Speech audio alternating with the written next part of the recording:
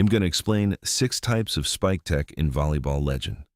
First, we have the low power spike, used with the TSH style. This technique relies on deception. Because TSH players usually run around to build up speed for a massive back row attack, the defense will naturally back up to prepare for a heavy hit. By choosing to use a low power spike instead, you can drop the ball softly into the front line. It catches the opponent out of position because they were expecting you to play the typical TSH power game. Second is the standard low power spike.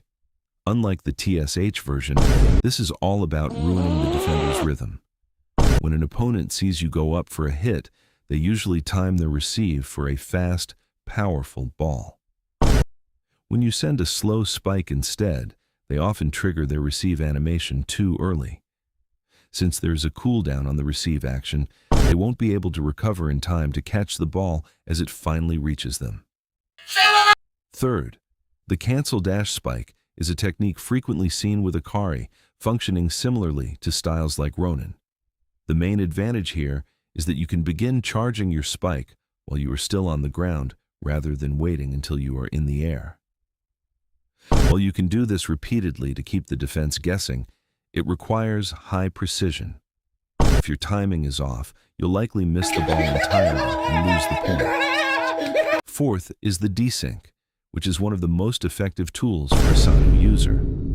To perform a desync, you jump and spike much earlier than the standard timing.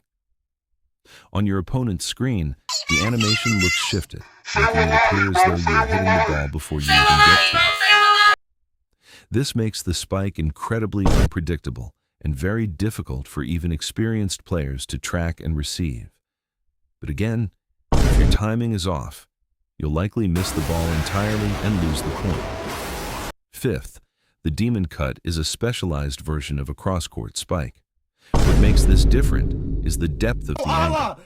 You are aiming to hit the ball so that it lands extremely close to the net on the opponent's side.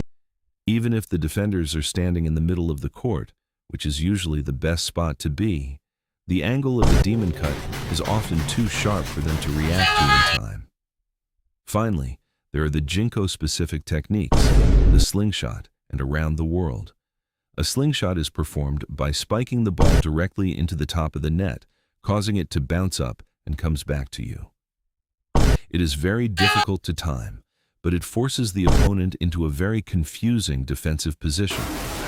The around-the-world variation involves hitting the very edge of the net so the ball curves around the side. These are among the most difficult moves to learn. They are almost impossible to defend once you have the timing down.